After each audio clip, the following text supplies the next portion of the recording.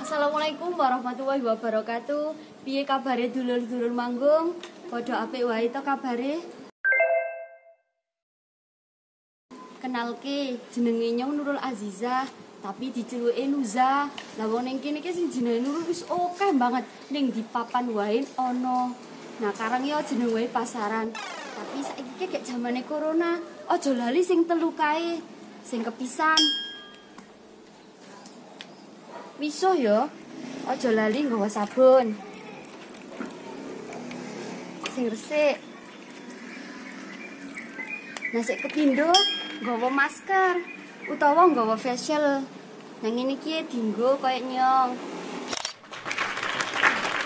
Sing ketelu jaga jarak, aja cepak-cepak karo liyane, apa meneh kumpul-kumpul. Nah, telu kuwi mayar dilakoni, tapi aja sok nyepelekno. Nah, ngene lur, Nyong kuwi mondok ning Darussalam Londong. Maune ra ngerti, ha jebul-jebul kok ning Londong kuwi ana sing sok gaweni motif kaya batik kae. Tapi kudu batik, jenenge teknik kuwi ekoprint. Ngerti ekoprint ki apa? Nah, ekoprint kuwi saka kata ekosistem. Nah, artine kuwi alam, bangsane koyo godhong-godhongan, kembang-kembangan, anane iki ning kebonan, ning citaan, lah ning tanduran sawah-sawah kae.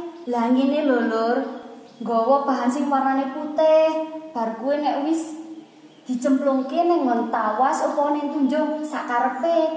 Nek ben padang ya ning ngon banyu kang wis dicampur karo tawas. Nek arep peteng ya dicampur karo banyu tunjung. Nah nek wis diperes bar kuwi dicemplungke ning ngon pewarna sakarepe. Arek warna abang, apa warna ijo, warna kuning. Sak-sake bar kuwi dijembreng, dikebut-kebutke, aja ngasih gegaringan syarate lan aja ngasih teles kebus. Nah wis, nah yo dideleh ning jokan, dideleh sing jenengane godhong. Godhong sak-sake, ana godhong jendal, ana godhong gandul, ana godhong lanang.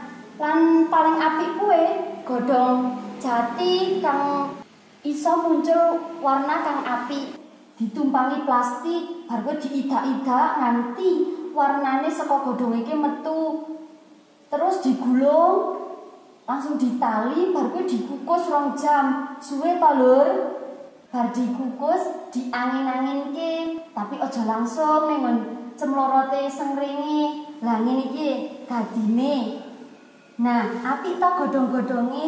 Nah, ana maneh sing kiye iso gawe sarung, gawe taplak ya ana. Ana meneh lho, apik banget iki iso digawe klambi. Apik to saka motive wae wis gandem. Nono tandingane pokoke. Nah, kiye ana meneh dadi dompet. Apik to? Ki lho lur motive beda-beda to godhonge.